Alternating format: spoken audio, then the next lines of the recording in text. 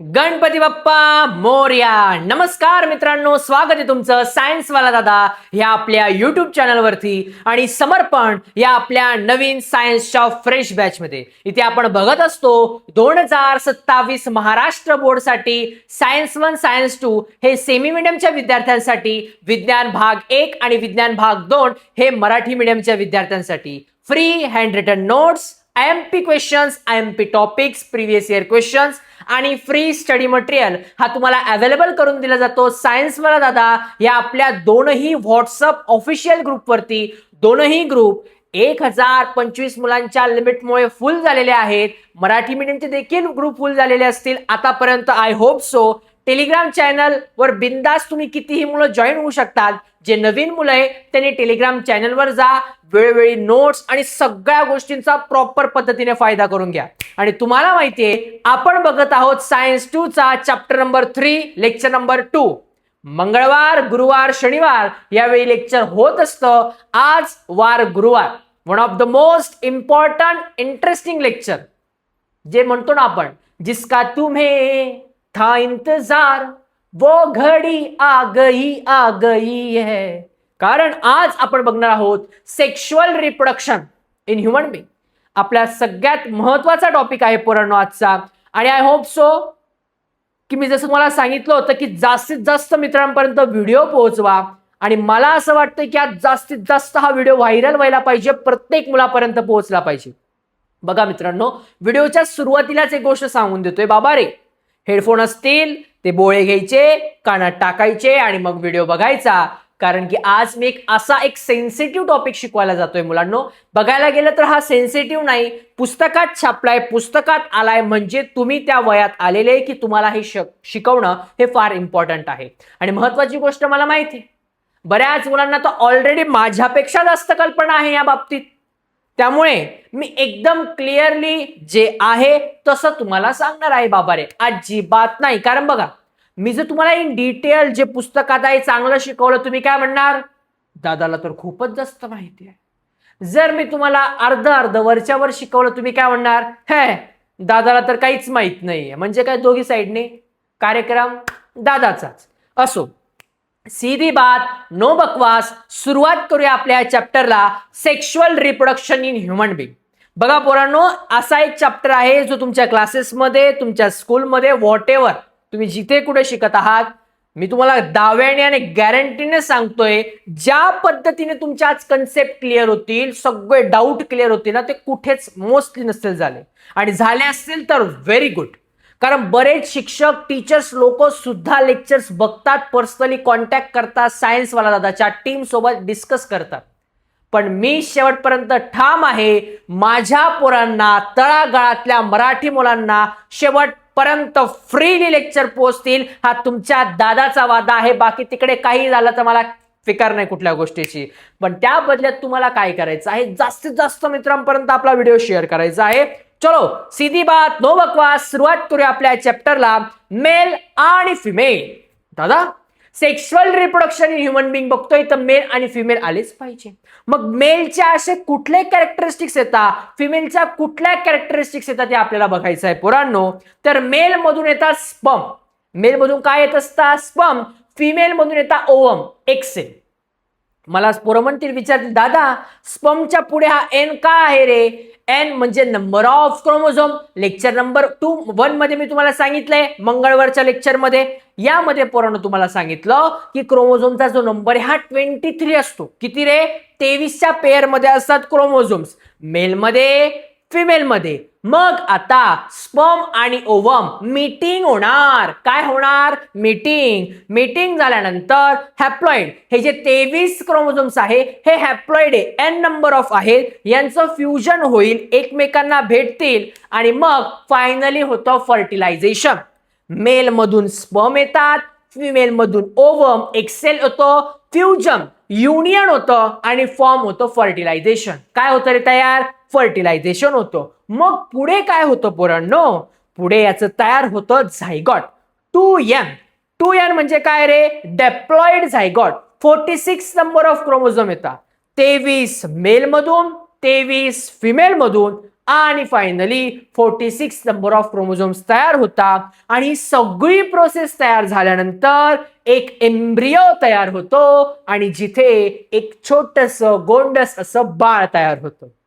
तर पोरांनो, आज आपण शिकणार आहोत की नक्की बाळ, छोटूस बाळ तयार कसं होतं, आपण ह्या जगात आलो तरी कसं, याची ईच अँड एव्हरी कन्सेप्ट मी तुम्हाला सांगणार आहे. बघा, लेक्चरच्या सुरुवातीला परत एकदा सांगतोय बाबा रे, प्रत्येक गोष्ट सांगत असताना बऱ्याच ठिकाणी मुलांना अशा पद्धतीने सांगितलं जात नाही. त्याचं कारण आहे, मला असं वाटतं की जो शिकवणारे शिक्षक आहे आत्ताचे आणि मुलं आहे यांच्यात बराच सारा एज गॅप आहे. एज गॅप असल्यामुळे काय होतं, त्या शिक्षकाला त्या पद्धतीने मुलांशी कनेक्ट करता येत नाही आणि मुलांनाही थोडीशी लाजिरवाणी गोष्ट वाटते.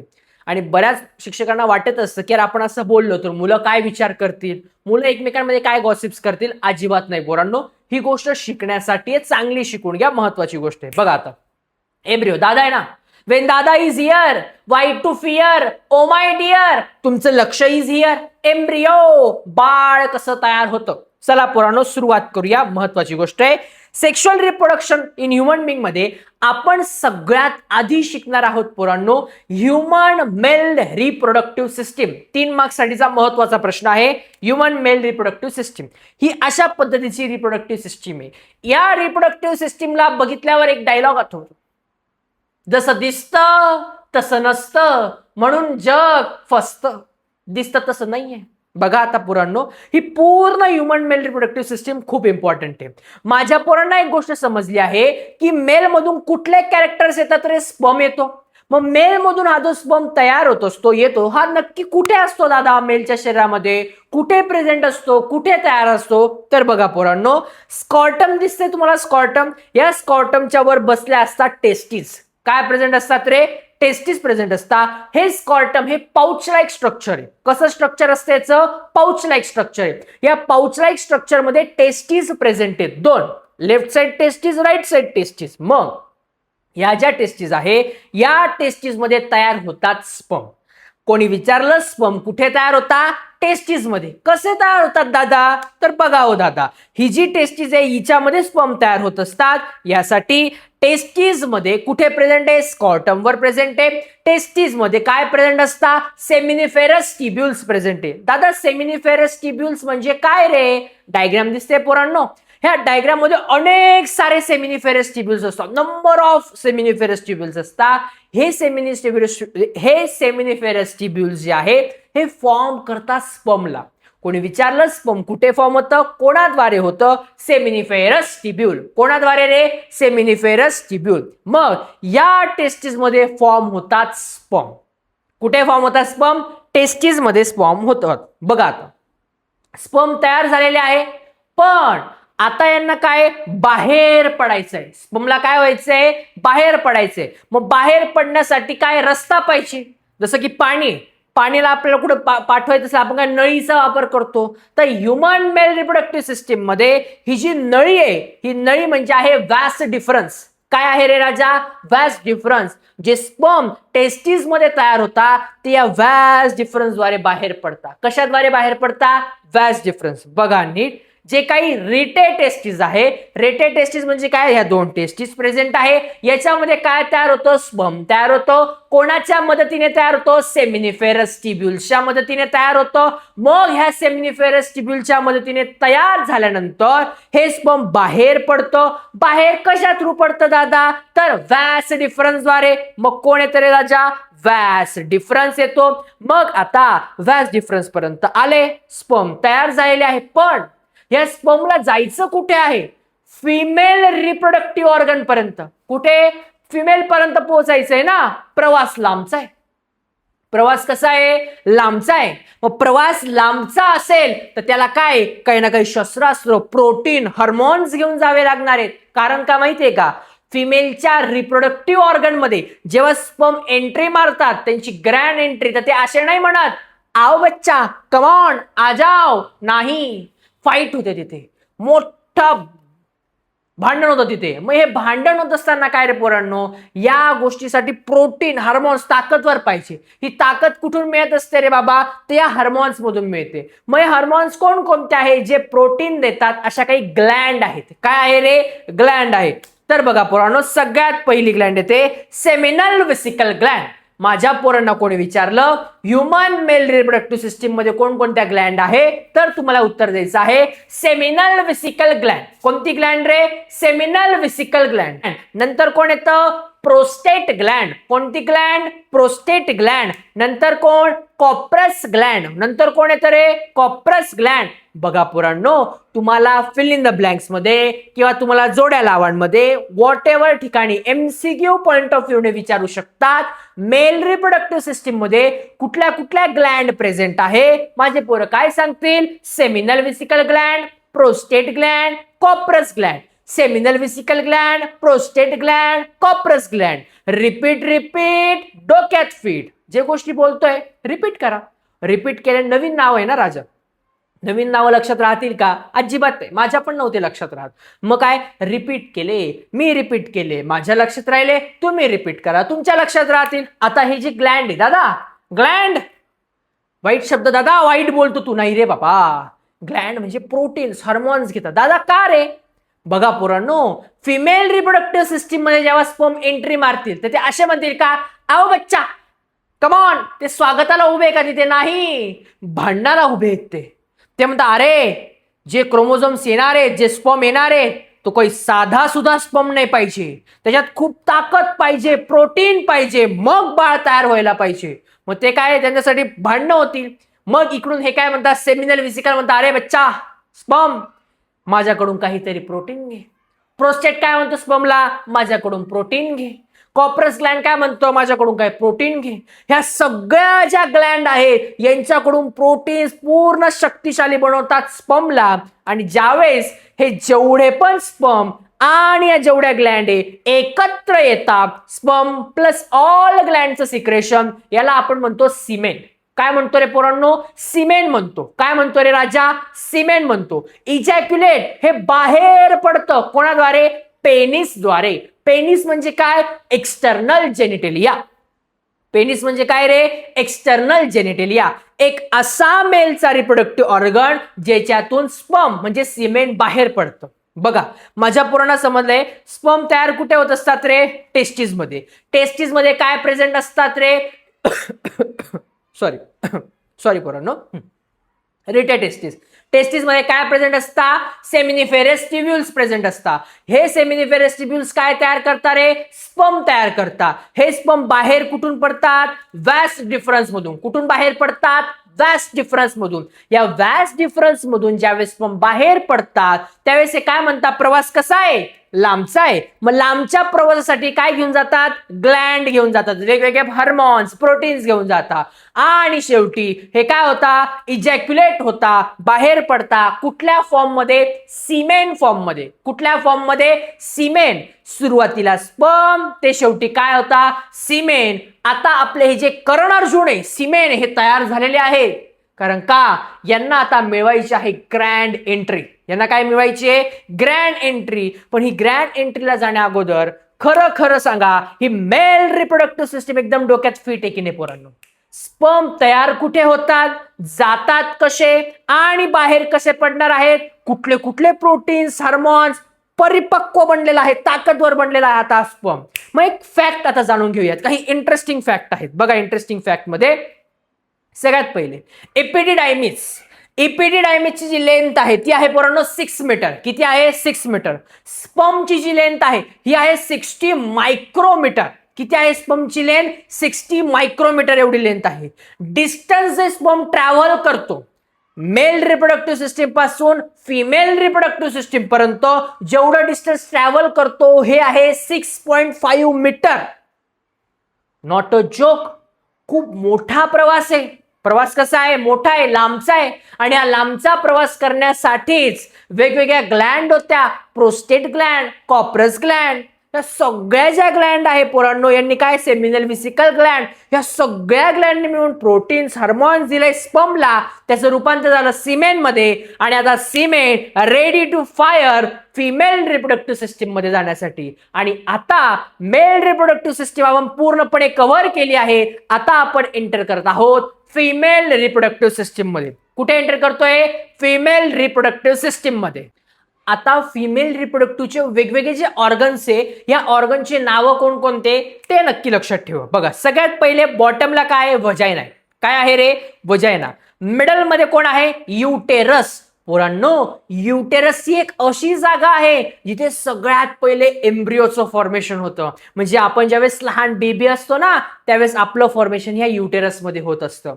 त्यानंतर आपण बघणार ओव्हरी.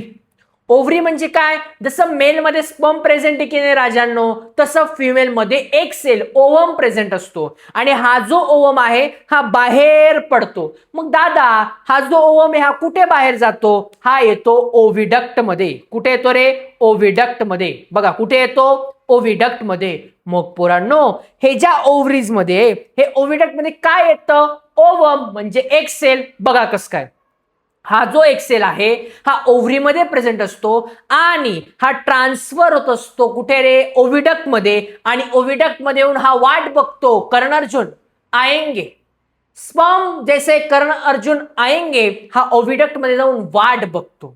मग माझ्या पोरांना समजलं आहे फिमेल रिप्रोडक्टिव्हचं स्ट्रक्चर काय आहे. ओव्हिडक्ट मध्ये ओवम एक सेल येऊन बसतात, युटेरस मध्ये बाळाचं फॉर्मेशन होतं, आणि येणार कोण आता? स्पर्म. मग स्पर्म ज्यावेळेस एंटर करता कुठे? सगळ्यात पहिले व्हजायनामध्ये. बघा, तुम्हाला ब्ल्यू कलरचे दिसतात. ओके, आता हे स्पर्म ज्यावेळेस व्हजायनामध्ये एंटर करता, मी तुम्हाला सांगितलंय, ते असे म्हणतात का? वेलकम, वेलकम टू व्हजायना, असं म्हणतात का ते? चला या या या सगळ्यांनी, या सगळ्यांनी या. नाही, अर्धे मारले जातात, अर्धे फेकले जातात. मग काय होतं रे राजा? ज्यावेळेस फिमेलचा रिप्रोडक्टिव्ह ऑर्गन म्हणजे व्हजायना आहे, त्याच्यातून ज्यावेळेस स्पर्म ट्रॅव्हल करतात, तर अर्धे काही संपून जातात. मग ते येतात युटेरस मध्ये. युटेरस मध्ये आल्यावर पोरांनो, युटेरस खूप जास्त ऍसिडिक असतो.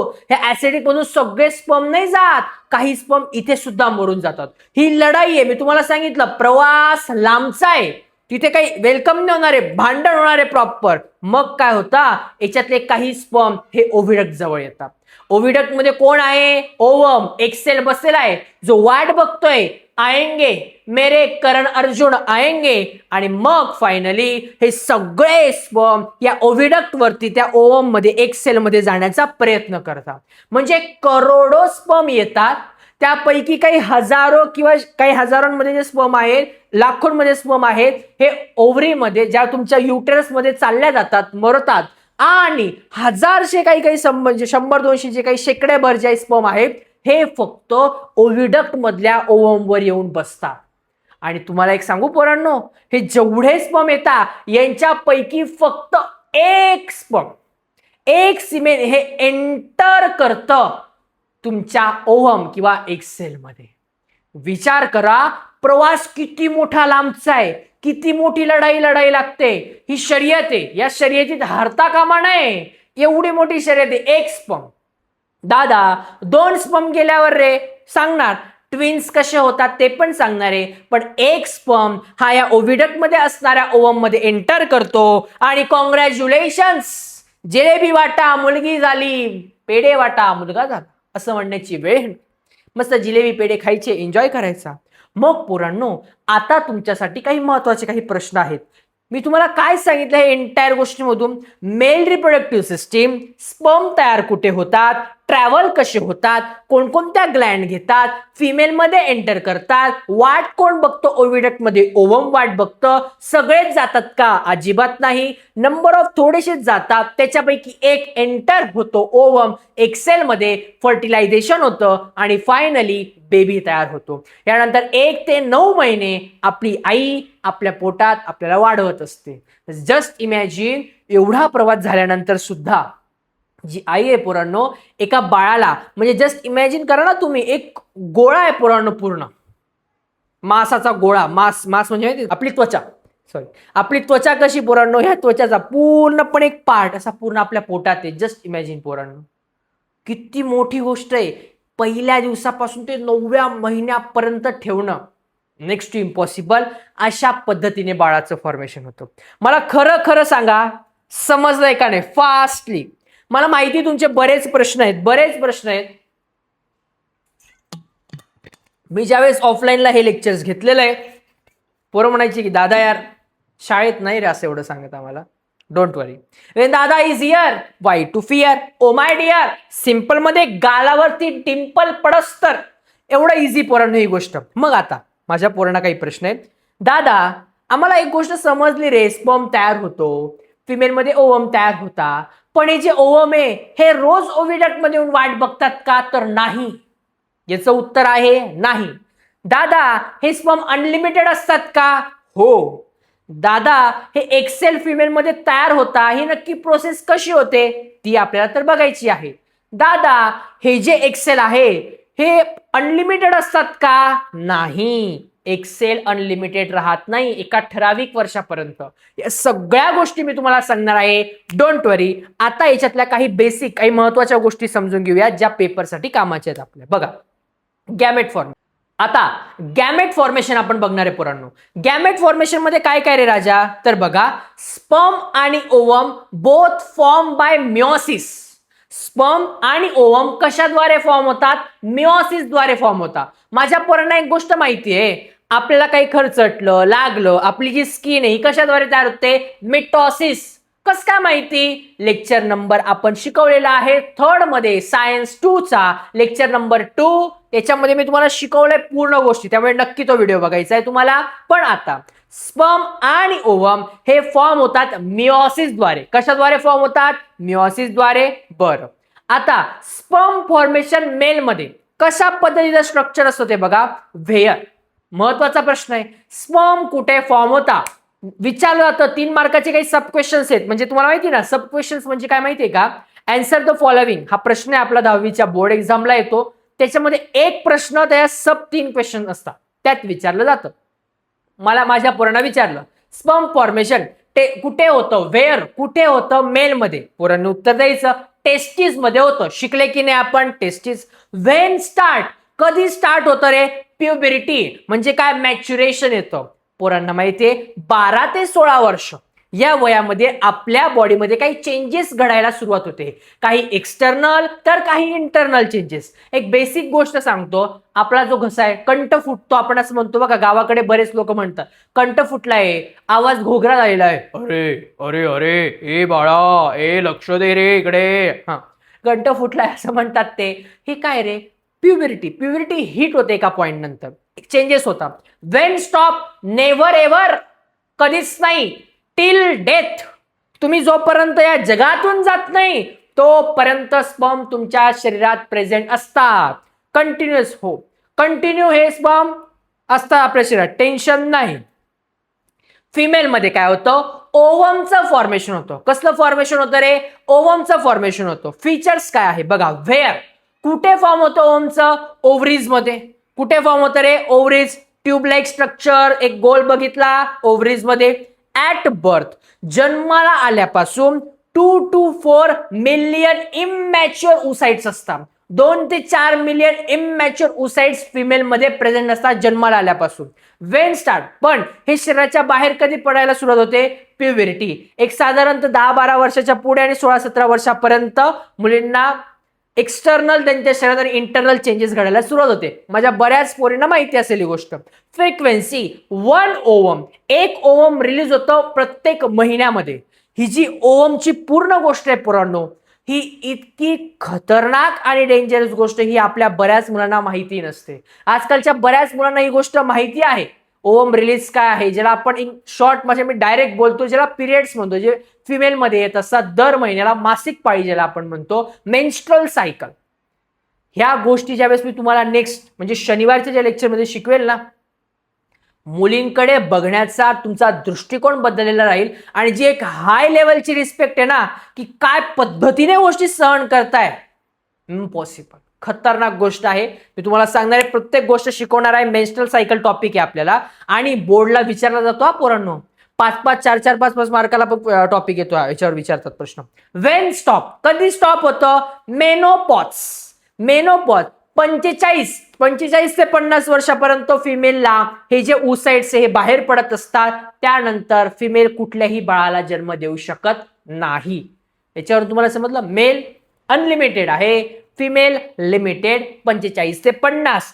हे जे एज आहे ना खूप इम्पॉर्टंट आहे, लक्षात ठेवा. फिल इन द ब्लँक्स किंवा काही ना काही विचारू शकतात तुम्हाला.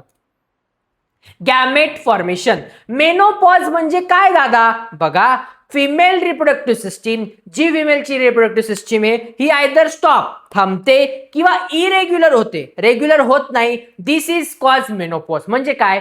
दर महिन्याला फिमेलच्या शरीरात काही गोष्टी घडतात. ते काय? मेन्स्ट्रुअल सायकल आहे, ते मी तुम्हाला सांगणार आहे. म्हणजे जो ओव्हरी येतो बघा, ओव्हम येतो, ओव्हिडक्ट मध्ये बसतो, हे दर महिन्यात चालत असतं. मग याच्यामध्ये इरेग्युलरिटी येते. इरेग्युलरिटी म्हणजे काय? दर महिन्यात येतो ना, कधी ह्या महिन्यात येतो तर कधी त्या महिन्यात येणार नाही. कधी 45 ते 50 वर्षाच्या वेळेस त्यावेळेस होतं. Stoppage of female reproductive system. Female reproductive system stop होऊन जाते, पूर्णपणे बंद होऊन जाते. एज जे आहे 45 ते 50 वर्षाची एवढी फिमेलचं वय होऊन जातं. हार्मोन कंट्रोलिंग काय? Stop secreting or become irregular. जे वेगवेगळे हार्मोन सिक्रेट होता फिमेलच्या शरीरामध्ये, फॉलिकल स्टिम्युलेटिंग हार्मोन असतं, ल्युटिनेझिंग हार्मोन असतं. शिकणार आहे मेन्स्ट्रुअल सायकलमध्ये डिटेलमध्ये. हे जे सिक्रेट व्हायचं बंद होऊन जातं पोरांनो. रिझल्ट मेनपॉज. त्यानंतर फिमेल कुठल्याही बाळाला जन्म देऊ शकत नाही 45 ते 50 वर्षापर्यंत. मी मेन्स्ट्रुअल सायकल शिकवणार आहे ना, तेव्हा तुम्हाला हे सगळं नक्की काय बोलतोय ना दादा याची नीट छान क्लॅरिटी आहे. त्यामुळे टेन्शन घेऊ नका. पण आता पुरता गोष्टी समजून घ्या. इरेग्युलरिटीज काय आहे, ओसाइट्स काय आहे, मेनोपॉज काय आहे, डेफिनेशन जे आहे. 45 ते 50 वर्षापर्यंत फिमेल जी आहे ओसाइट्स ओव्हम रिलीज करू शकते, बाळाला जन्म देऊ शकते, मेल नाही. हा, तुम्ही म्हणणार दादा का नाही? मला सांगा, जर ओव्हमच आला नाही तर स्पर्म जाऊन काही फायदा आहे का? अजिबात नाही. तिकडे ओव्हम यायला पाहिजे ओव्हिडक्ट मध्ये, तर स्पर्म फर्टिलाइज होईल, अदरवाईज काहीच नाही होऊ शकत. पुढे फर्टिलायझेशन काय आहे? Formation of zygote. कसलं फॉर्मेशन होतं? झायगॉटचं. बाय युनियन ऑफ, कोणाच्या युनियनने? स्पर्म आणि ओव्हमच्या. It's called as fertilisation. याला काय म्हणायचं रे? फर्टिलायझेशन. फॉर्मेशन होतो ऑफ झायगॉट बाय, कोणाद्वारे? युनियन ऑफ स्पर्म आणि ओव्हम यांची युनियन होते आणि त्यांच्याद्वारे काय होतं? फर्टिलायझेशन होतं. काय होतं रे राजा? Fertilisation. Fertilisation in human is internal. Human मध्ये फर्टिलायझेशन कसं होतं? इंटरनली होतं. कसं होतं फर्टिलायझेशन? इंटरनल. सिमेन इजॅक्युलेट. तुम्हाला माहितीये मेल रिप्रोडक्टिव्ह सिस्टीम मधून बाहेर काय पडतो? सिमेन. कुठे एंटर करतो? वजायनामध्ये. During copulation million of sperm. आता ही सगळ्यात महत्वाची गोष्ट आहे, कॉप्युलेशन. सगळ्यात पूर्ण एक गोष्ट समजली दादा, स्पर्म आहे तयार कुठे होता ते समजलं. ट्रॅव्हल होता व्हॅज डिफरन्स मधून. त्यानंतर ज्यात ग्लँड लागतात तुमच्या seminal vesicle, prostate gland, Cowper's gland. दादा हे नेहमी इजॅक्युलेट होतं का? नाही. आणि तुम्ही भोळे बनू नका, तुम्हाला सगळं माहिती आहे. कोऑप्युलेशन मीटिंग ज्यावेळेस होते त्यावेळेस हे बाहेर पडतं. काय? सिमेन. एवढंच इम्पॉर्टंट आहे. आता याच्यात इन डिटेलचा काही इश्यू नाही, हे तुम्हाला माहिती आहे चांगलं. ट्रॅव्हल करता वजायनामधून युटेरसमध्ये, युटेरसमधून ओव्हिडक्टमध्ये, and only one semen will win that race competition. जो फर्टिलाइज होतो ओव्हम मध्ये, ओव्हम फर्टिलायझेशन होतो कुठे? ओव्हिडक्ट मध्ये. समजलं आहे फर्टिलायझेशन काय आहे? फर्टिलायझेशन खूप इम्पॉर्टंट आहे. आणि एक महत्वाची गोष्ट आहे पोरांनो, एक 2च मिनिटाचा ब्रेक घेऊ आपण. बऱ्याच पोरांना वाटत असेल दादा ब्रेक खूप वाढतायत. अरे पोरांनो, ब्रेकचा इश्यू काय माहिती आहे का? लाईटचा प्रकाश एवढा डेंजर आणि एवढा खतरनाक येतो ना की तुमच्यापर्यंत चांगली क्वालिटी पोहोचवण्यासाठी हे लाईट्स तर इम्पॉर्टंट आहे. आणि त्याच्यामुळे ऑलरेडी इश्यू असा आहे, जसं मी तुम्हाला सांगितलं, आपल्या बऱ्याच पोरांना माहिती आहे रूम पूर्ण पॅक आहे. पूर्ण पॅक आहे म्हणजे अगदी तुम्हाला सांगतो, फॅन चालू नाहीये, खिडकी चालू नाहीये, अजिबात काहीच नाही. पूर्ण गरम, खतरनाक लेवलला दादा, पूर्ण अंघोळ घामाने चालू आहे आपल्या पोरांसाठी. सो बघा, दादाचं चॅनल जास्तीत जास्त मुलांपर्यंत पोहोचवा, जास्तीत जास्त लोकांनी सबस्क्राईब करा, अपेक्षा आहे माझी तुमच्याकडून. चलो, हा एक मला गोष्ट सांगायची होती पोरांनो. बऱ्याच पोरांचं असं आहे की दादा टाइम टेबल. तर बघा, टाइम टेबल मी तुम्हाला बनवून देणार. टाइम टेबलची प्रोसेस कशी मी तुम्हाला या अगोदर सांगितलेली आहे, बट नवीन मुलं असतील तर परत सांगतो. Simple logic. तुम्ही सायन्सवाला दादा ह्या युट्यूब चॅनलवर व्हिडिओ बघतायत, आपले अभ्यास करताय, असं मला दिसलं पाहिजे ना की तुम्ही आपले स्टुडंट आहात. मग तुम्हाला एका मोबाईलमध्ये तुम्ही ते आपले लेक्चर्स बघताय आणि अभ्यास करताय असं दाखवायचं आहे आणि तुमचा एक फोटो काढायचा आहे. हा फोटो तुम्ही तुमच्या इंस्टाग्राम स्टोरीला किंवा तुम्ही तुमच्या रील्स बनवा, व्हॉटएव्हर काहीतरी बनवा, सायन्सवाला दादाला मेन्शन करा किंवा टॅग करा. हे टॅग केल्यावर टीम ऑब्झर्व करेल, टीम तुम्हाला बघेल, अरे हा तर आपल्याच चॅनलवरून अभ्यास करतोय. त्यानंतर तुम्हाला टीमला टाइम टेबल मेसेज करायचा आहे. तो टाइम टेबल त्या मेसेज येईल आपल्यापर्यंत, स्टोरी किंवा पोस्ट तुम्ही टाकलेली असेल तर टीम कडून कोणीही नाही, टीमचा मेंबर स्वतः मी तुम्हाला एक क्वेश्चन्स काही विचारेल. त्या क्वेश्चन मध्ये काय काय असेल, तुमची शाळा कधी आहे, सकाळी तुम्हाला टाइम आहे का, क्लास लावला असेल तर क्लासचा टाइम काय आहे, सगळ्या गोष्टी, या गोष्टींच्या अनुसरून मी स्वतः तुम्हाला एक प्युअर टाइम टेबल, सगळ्यांसाठी सेम नाही, तुझ्या अकॉर्डिंगली तुला कधी टाइम, या सगळ्या गोष्टी समजून तुझ्या ओरिएंटेड एक स्पेसिफिक टाइम टेबल बनवून देणार. त्याच्या अनुषंगाने तो अभ्यास करू शकतो. डोंट वरी, पण एवढी प्रोसेस फॉलो करावा लागेल, छोटीशी आहे, इतुशी आहे. ओके, करा, मला माहिती करशाल तुम्ही, दादासाठी एवढं करशाल ना तुम्ही. तुम्हाला ही गोष्ट काय करायला लावतोय, सिंपल सांगा. सायन्सवाला दादाच्या टीमचं असं म्हणणं आहे की दादा, एखादा मुलगा असा असेल जो दुसरीकडून बिचारा शिकतोय विकाय आणि तो आपल्याकडे येतोय, टाइम टेबल बनवतोय, जातोय, दुसरीकडे पैसे देतोय. मी पैसे घेतोय का तुमच्याकडून? नाही. 1 रुपया तरी घेतोय का टाइम टेबल बनवायचा? अजिबात नाही. लेक्चरचे पैसे घेतोय का? अजिबात नाही. मग याच्याबद्दल काय मला एवढं तर समजलं पाहिजे की माझंच पोरग आहे का नाही, म्हणजे माझेच पोर शिकताय का नाही चॅनलवरून, त्याच्यासाठी, बाकी काही नाही. चला, आता फर्टिलायझेशन मध्ये काय काय होतं बघा. ओव्हम रिलीज होता, ओव्हम स्टार्ट, प्युबरिटी 10 ते 17, फिमेल मध्ये चेंजेस होता. बऱ्याच माझ्या पोरींना माहिती आहे मी काय म्हणतोय. एक जसं मुलांमध्ये मी सांगितलं 12-16 वर्षापर्यंत हे होतं, फिमेलमध्ये पण 10 ते 17 वय असं असतं की यामध्ये फिमेलला मेन्स्ट्रुअल सायकल स्टार्ट व्हायला सुरुवात होते. एंड कधी येतो? मेनोपॉज. 45 ते 50 वर्षाची फिमेल झाली की पूर्णपणे स्टॉप. यानंतर कुठल्याही बाळाला जन्म फिमेल देऊ शकत नाही. फ्रिक्वेन्सी काय आहे याची? 1 ओव्हम पर मंथ. एका महिन्यामध्ये एकदा ओव्हम रिलीज होतो आणि हा काळ अतिशय फिमेलला त्रासदायक असतो. म्हणजे मी तुम्हाला सांगतो पोरांनो, तुम्हाला ब्लेड आहे बघा, ब्लेड, हा ब्लेड जर का मी हाताला असा मारला आणि रक्त आलं, किती त्रास होईल आपल्याला? जस्ट इमॅजिन, एक पोटामध्ये असा गोळा जो बाहेर ब्लिडिंग करत असतो, किती त्रास होईल. बऱ्याच मुलांना समजतंय, बऱ्याच मुलांना समजलं नाही, टेन्शन घेऊ नका. मेन्स्ट्रुअल सायकल मध्ये मी तुम्हाला पूर्ण शिकवणार या गोष्टी, डोंट वरी. oocytes, oocytes म्हणजे काय? ऍट बर्थ, ज्यावेळेस जन्माला येते female, 2 to 4 million oocytes present असतात. oocytes म्हणजे काय?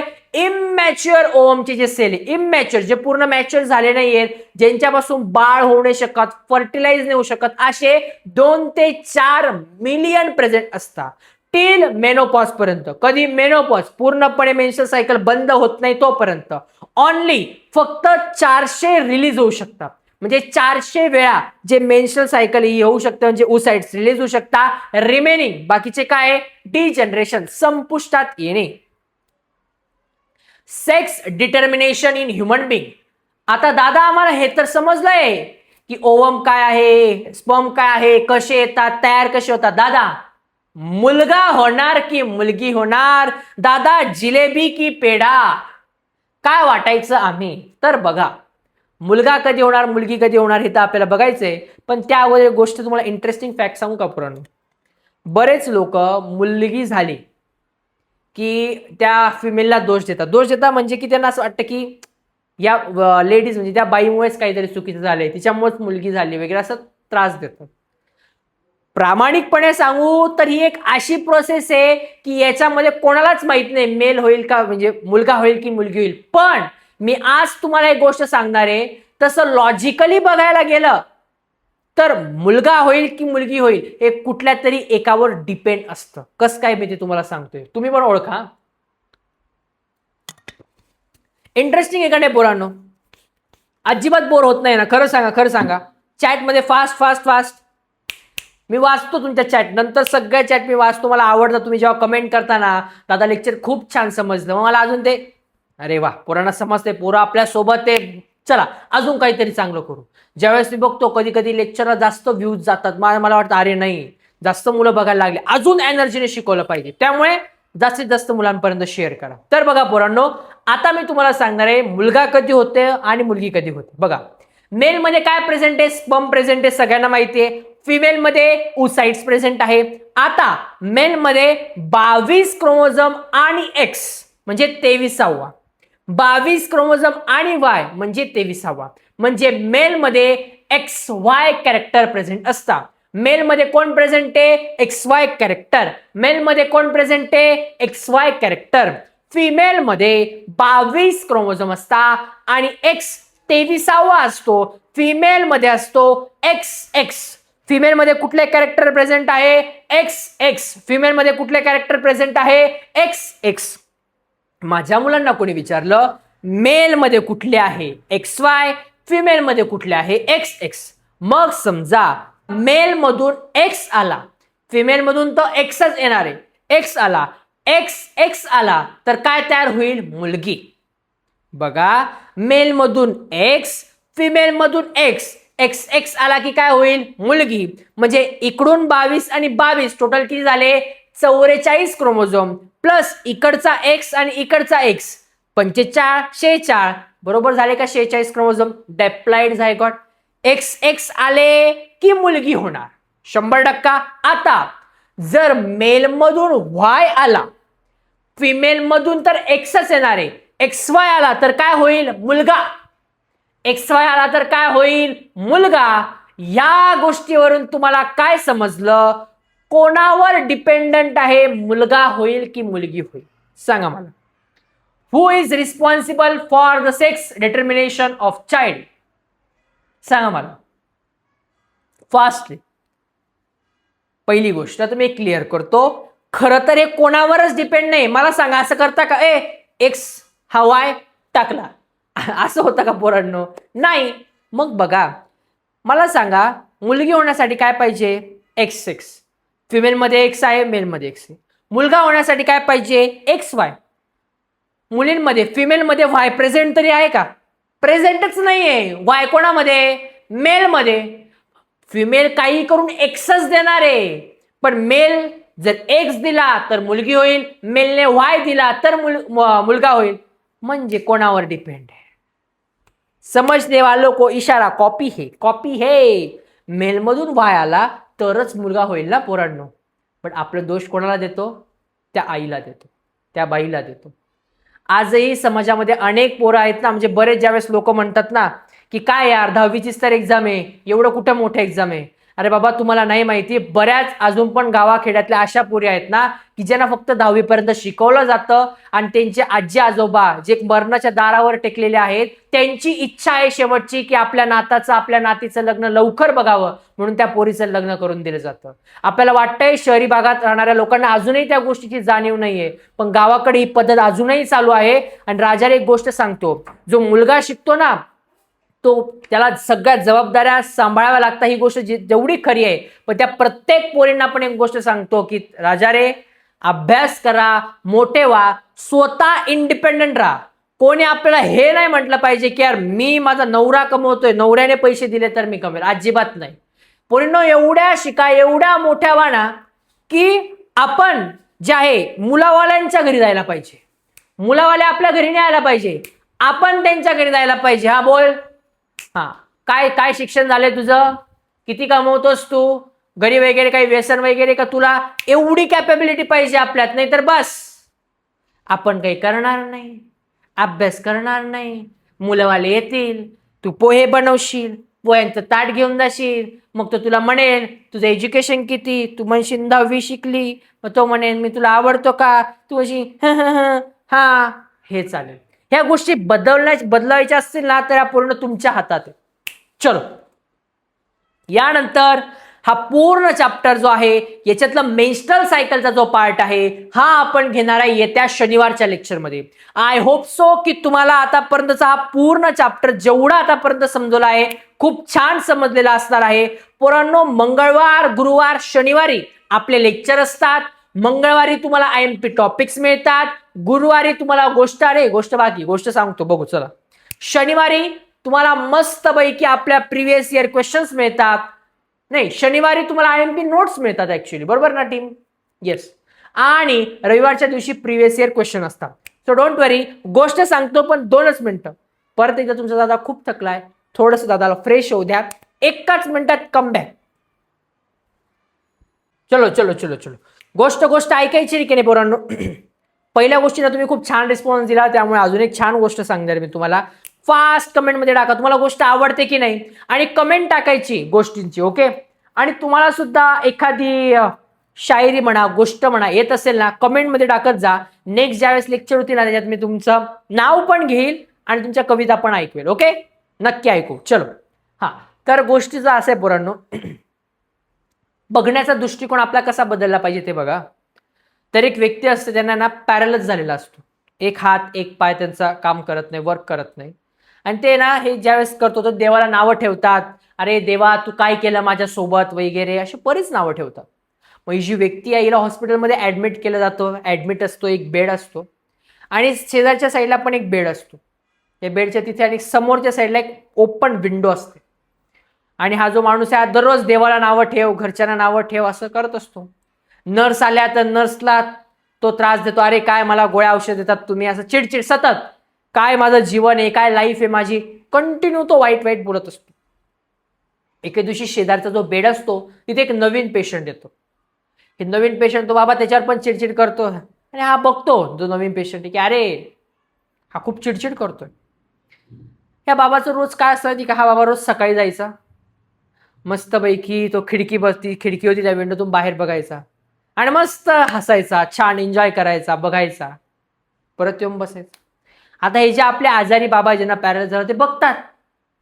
पहिल्या दिवशी ते काय जगून फायदा या जगामध्ये, म्हणजे कंटिन्यू आपल्या लाईफला दोष देत होते. ते रात्री ते झोपायचे, सकाळी उठले का परत बघायचे, परत हसायचे, एन्जॉय करायचे, परत दुपारी येऊन थोडा आराम केला, परत संध्याकाळी जायचे खिडकीजवळ, खिडकी ओपन, आणि परत एकदा बाहेरचं दृश्य, ते हसायचे, आनंदी दिसायचे. मग आता या बाबांना ना थोडासा या गोष्टीचा त्रास व्हायला, असं काय त्या खिडकीच्या बाहेर की हा शेजारचा जो म्हातारा बाबा आहे एवढा खुश होतो म्हणे. त्यांच्या मनात आता प्रश्न यायला लागले. आता माइंड बघा बदलला. पहिले काय होतं, चिडचिड होत होती, आता हा माणूस हसतो का आहे हे आपल्याला बघायचं. आणि आपल्याला माहितीये शेजारचा माणूस काय करतो यात सगळ्यात जास्त इंटरेस्ट आहे आपल्याला. एक दिवशी सेम बाबांचं रुटीन, त्यांचे जे शेजारचे जे बाबा आहेत ते उठले, बाहेर गेले, मस्त गोष्टी बघितल्या आनंदात. मग दुपार संध्याकाळपासून यांना काही राहावे ना. मग हे संध्याकाळी ज्यावेळेस ते बाबा बघत होते, म्हणे काय काय म्हणे खिडकीच्या बाहेर तुमचं, म्हणे एवढे काय हसता म्हणे तुम्ही, काय फायदा म्हणे एवढा जगून, म्हणे आपल्याला एक ना एक दिवस मरायचंच आहे आपल्याला म्हणे. तो नाही, काही नाही म्हणे. तो सांगा तरी काय, तो खिडकीच्या बाहेरचं मस्त दृश्य आहे म्हणे. म्हणे काय बोलतात, म्हणे हा, म्हणे का बरं काय म्हणे खिडकीच्या बाहेर, म्हणे ते मस्त मोठा समुद्र आहे म्हणे, सनसेट होतोय, लहान पोरं खेळतायत, फॅमिली सोबत आलेले आहेत, आणि फुगेवाला वगैरे या सगळ्या गोष्टी आहेत म्हणे तिथे म्हणे. आता याला थोडंसं आठवतात त्याच्या प्रिव्हियस काळातल्या गोष्टी, की ज्यावेळेस तो एक जवान यंग होता, त्यावेळेस हा पण त्याच्या मुलाबाळांसोबत मस्तपैकी बीचवर जायचा, एन्जॉय करायचा. हे मस्त रमणीय दृश्य जे आहे त्याच्या डोळ्यासमोर येत होतं. दुसऱ्या दिवशी सकाळ झाली, हा बाबा परत तिथे गेला. तुमचं काय हो आता काय म्हणे, मॉर्निंगला सकाळी काय चालू आहे म्हणे. इंटरेस्ट यायला लागला त्याला. आता बघा माइंड बदलला. तो म्हणतो काही नाही, सकाळी सकाळी आता सनराईज होतोय म्हणे, छान पक्षी वगैरे उडतायत, शांत आहे म्हणे समुद्र म्हणे. म्हणतो अरे वा, हा खुश व्हायला लागला. दुपारची वेळ झाली, आजोबांना थोडीशी झोप लागून गेली शेजारच्या. याच्यानं उठा ना म्हणे, संध्याकाळ झाली म्हणे. मग ती खिडकीच्या बाहेर काय चालू आहे मला सांगा म्हणे. इंटरेस्ट, माइंड बदलतोय. मग त्यानं सांगायला लागले असं चालू आहे, आज कोणीतरी खोड काढतंय, कोणीतरी मित्र खेळतायत, कोणी खो खो खेळतोय, कोणी काय खेळतोय. आता बाबाचे एकदम त्याच्यात एनर्जी यायला लागली, पॉझिटिव्ह वाईब्स यायला लागले. आता हे रोज व्हायला लागलं. सकाळ झाली की बाबा त्यांना स्वतःहून उठवायचे, संध्याकाळ झाली का परत त्यांना सांगायचे खिडकीच्या बाहेर काय चाललंय. मस्तपैकी गोष्टी चालू होत्या, एन्जॉय चालू होता. आणि अचानक एके दिवशी बाबा सकाळी उठतात, शेजारी बघतात तर बाबा गायब. त्यांना वाटतं ठीक आहे कुठेतरी गेलेले असतील हे बाबा. दुपार होते, बाबा काय आलेच नाही. चिडचिड व्हायला सुरुवात होऊन जाते. नर्सला बोलवतात, कुठे आहे म्हणे शेजारचे बाबा. नर्स शांत होऊन जाते, अगं कुठे आहे म्हणे शेजारचे बाबा. नर्स म्हणजे तुम्ही त्यांचे तर चांगले मित्र होता, तुम्ही गप्पा मारायचे, एन्जॉय करायचे, तुम्हाला सांगितलं नाही त्यांनी. म्हणे काय, म्हणे अहो ते शेजारचे बाबा जे होते ना त्यांना कॅन्सर होतं, ते लास्ट स्टेजवर होते, थोडेच दिवस त्यांचे बाकी होते. ते आज सकाळीच गेले. त्याला शॉक लागतो, वाईट वाटतं, तो रडायला लागतो. पण त्याला सवय झालेली आता बाहेरच्या जगात काय चालू आहे वगैरे. मग तो आता हळूहळू प्रयत्न करतो थोडा हातपाय सरकवायचे. पहिल्या दिवशी त्याच्याकडून काय होत नाही. दुसरा दिवस येतो, परत हातपाय कसा उचलला जाईल जेणेकरून त्या खिडकीपर्यंत कसं पोहोचता येईल त्याची वाट बघतो. माइंड बदललाय. पहिले वेळ होती चिडचिड, आयुष्याला दोष देत होता, काय फायदा आहे जन्माला येऊन. नंतर काय झालं, बाबांमुळे खिडकीच्या बाहेर काय झालं, सवय. आता बाबा नाही येत तर खिडकीपर्यंत पोहोचायचंय. आणि ते हातपाय असे हलवत हलवत असे एक आठवडा चालला गेला आणि ते तिथं पोचायला लागले. हळूहळू त्या खिडकीपर्यंत पोचले. खिडकी उघडली आणि बाबा जोरात ओरडले. नर्स तिकडून आली, काय हो बाबा काय असं. नर्स बोलणार, नर्स म्हणते बाबा तुम्ही उभे राहिले. तर मग उभं राहिला काय झालंय, मला काय धाड भरली बाय उभं राहिला, मी तो उभंच राहणार ना. नर्स म्हणते बाबा तुम्ही उभे राहिले कितीतरी महिन्यांनंतर. तर ते जाऊ दे, इथे भिंत कोणी उभी बांधली म्हणे. भिंत म्हणे या खिडकीच्या बाहेर समुद्र कुठे गेला म्हणे, तो समुद्र दिसत नाही म्हणे, भिंत आहे म्हणे. नर्सला टेन्शन येत. नर्स म्हणते बाबा मी इथे 10-15 वर्षापासून काम करते, मला तर कधी समुद्र दिसला नाही, कुठला समुद्र. मग त्या बाबाला रिअलायझेशन होतं, खिडकीच्या बाहेर ना समुद्र होता, खिडकीच्या बाहेर ना कुठलं कुटुंब खेळत होतं. खिडकीच्या बाहेर म्हणजे खिडकीजवळ पर्यंत पोहोचण्याचं एक कारण त्या बाबांनी त्यांना दिलं. म्हणजे काय, गोल. एक अंतिम गोल जर का तुमचा डिसाईड झालेला असेल ना, लाईफमध्ये कितीही डिस्ट्रॅक्शन येऊ द्या पोरांनो, तुम्ही त्याच्यापर्यंत पोहोचणार. त्या बाबाला कारण मिळालं, व्हाय, का त्या खिडकीपर्यंत पोहोचायचे, का मला उभं राहायचंय, का मला चालायचंय. तसंच सेम इम्प्लिमेंटेशन तुमच्या बाबतीत आहे. ज्या दिवशी तुम्हाला समजेल ना की मला अभ्यास का करायचा आहे, का, व्हाय, त्या दिवशी तुम्ही मागे वळून बघणार नाही. कारण आपण अशा फॅमिलीतून बिलॉंग करतो जिथे ना मोटिवेशनची गरज आहे ना काहीच. रात्री थकलेला आलेला बाप बघा आणि सगळे कामं पूर्ण झाल्यावरती रात्री झोपताना ज्यावेळेस आई झोपत असते तिचे पाय चेपून बघा तिला किती आरामदायक वाटतं. हेच आपल्यासाठी सगळ्यात जास्त मोटिवेशन आहे. आय होप सो लेक्चरचा तुम्ही एन्जॉय करत असाल. पण त्याचबरोबर आता तुम्ही हळूहळू मोठे होत आहेत, रिस्पॉन्सिबिलिटीज घ्यायला लागणार आहेत, या गोष्टीच्या दृष्टिकोनातून पण विचार करा. एन्जॉय करा, मस्ती करा, मजा करा. गोष्ट आवडली का नक्की कमेंटमध्ये सांगा. तुमच्या गोष्टींच्या आयडिया मला शेअर करा, त्या आपण बाकीच्या मित्रांपर्यंत पोहोचवू. आणि होय, परत एकदा तुम्ही नक्की कुठल्या गावातून आपला व्हिडिओ बघताय ना, मला नक्की सांगा. आणि मी कुठल्या गावात सायन्स वाला टीमला तुमच्याला भेटायला घेऊन येऊ, आपण भेटूयात, प्लॅन करूया काहीतरी छान. ज्या गावातून सगळ्यात जास्त विद्यार्थी असतील आपण नक्कीच येऊयात. सो तुमचे जेवढे पण मित्र आहे ना त्यांना सगळ्यांना ना मस्त एन्जॉय करूयात आपण. Okay, bye bye, thank you so much. तोपर्यंत अभ्यास करा, एन्जॉय करा, मस्ती करा, पण आपल्या आई वडिलांना त्रास होणार नाही याची काळजी घ्या राजांनो. बाय.